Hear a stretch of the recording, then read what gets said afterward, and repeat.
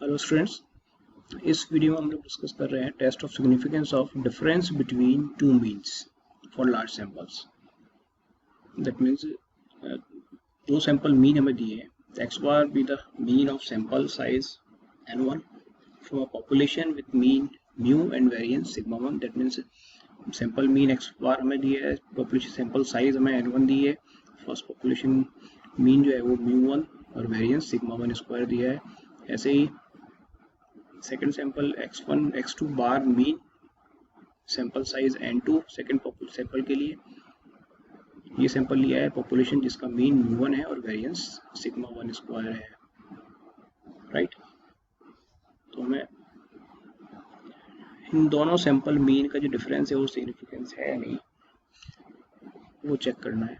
तो null hypothesis रहेगी let म्यू1 इक्वल टू म्यू2, दोनों मीन सेम है। That means hypothesis of no difference. तो अल्टरनेट हाइपोथेसिस क्या हो जाएगी, म्यू1 इज नॉट इक्वल टू म्यू2 टू टेल के लिए, म्यू1 नॉट इक्वल टू म्यू2 फॉर टू टेल, म्यू1 लेस देन म्यू2 लेफ्ट टेल रहेगी, म्यू1 लेस देन साइन आ रहा है, म्यू1 लेस देन म्यू2 लेफ्ट टेल के लिए।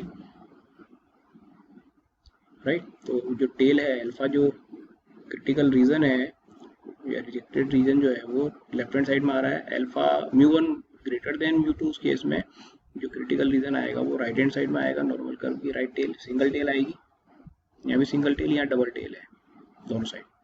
राइट, टेस्ट स्टैटिस्टिक्स लिखते हैं x minus E x upon standard error of x, ये नॉर्मली डिस्ट्रीब्यूटेड होता है लार्ज सैंपल के लिए। तो यहाँ बेसिकली x की जगह डिफरेंस ऑफ टू मीन्स है x1 बार माइनस x2 बार। तो ये जो वेरिएबल है this is normally distributed with standard deviation sigma 1 square by n1 plus sigma 2 square by n2 का होल रूट। तो इस नॉर्मल वेरिएट का जो स्टैंडर्ड एरर है वो ये आएगा। राइट, तो हम नल हाइपोथेसिस जो लेते हैं म्यू1 इक्वल टू म्यू2, h0 हमने क्या लिया है म्यू1 इक्वल टू म्यू2, इस हाइपोथेसिस से expected value of x1 bar minus x2 बार ये जो है वो 0 हो जाएगा। तो आपका जो टेस्ट स्टैटिस्टिक बचेगा वो x1 bar minus x2 bar, that means difference of two means हो गया, डिवाइडेड बाय स्टैंडर्ड एरर, ये हमारा टेस्ट स्टैटिस्टिक है। ये जो वैल्यू कैलकुलेटेड वैल्यू आएगी इसको हमें कंपेयर करना है टेबुलेटेड वैल्यू से। ये अगर calculated value is less than tabulated value then h0 accepted, if it is greater than h0 then h1 accepted और h0 rejected। इनकेस अगर म्यू1 म्यू2 सेम है, दोनों पॉपुलेशन दो पॉपुलेशन नहीं होके बेसिकली एक ही पॉपुलेशन है, तो उस केस में यहाँ सिग्मा आ जाएगा। राइट, बेसिकली एक ही पॉपुलेशन से हमने दो सैंपल लिए, ये दो सैंपल हमने ड्रॉ किए, whether these sample can be considered to drawn as single population। Right, और दो डिफरेंट पॉपुलेशन है तो दोनों का स्टैंडर्ड डेविएशन डिफरेंट होगा।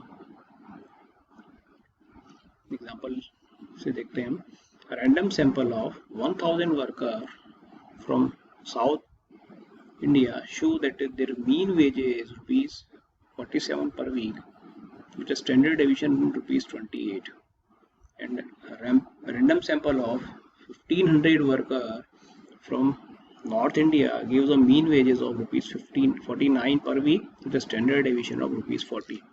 बेसिकली डेटा जो देख के लग रहा है कि बाबा आदम के ज़माने का किसी बुक से प्रश्न लिया है। ये जो क्वेश्चन हैं वो जो डेटा है वो आज की तारीख में सूट नहीं करता। Is there any significant difference between their mean level of wages, is there any significant difference between their mean level of wages? So let me हमें x1 सिग्निफिकेंट डिफरेंस कैलकुलेट करना है दो मीन के बीच में, difference of two means. Given हमें n1 given है, n2 given है, x1 बार given है, x2 बार गिवन है। हमें पॉपुलेशन स्टैंडर्ड डेविएशन नहीं दिया, हमें सैंपल स्टैंडर्ड डेविएशन दिया है। तो यहाँ हमें क्या करना होगा, जो पॉपुलेशन स्टैंडर्ड डेविएशन नहीं दे रखा है और सैंपल साइज लार्ज है तो हम पॉपुलेशन स्टैंडर्ड डेविएशन की जगह सैंपल स्टैंडर्ड डेविएशन यूज करेंगे। दैट मीन्स हम इन फॉर्मूले में सिग्मा 1 सिग्मा 2 की जगह s1 square s2 square use करने वाले हैं। राइट,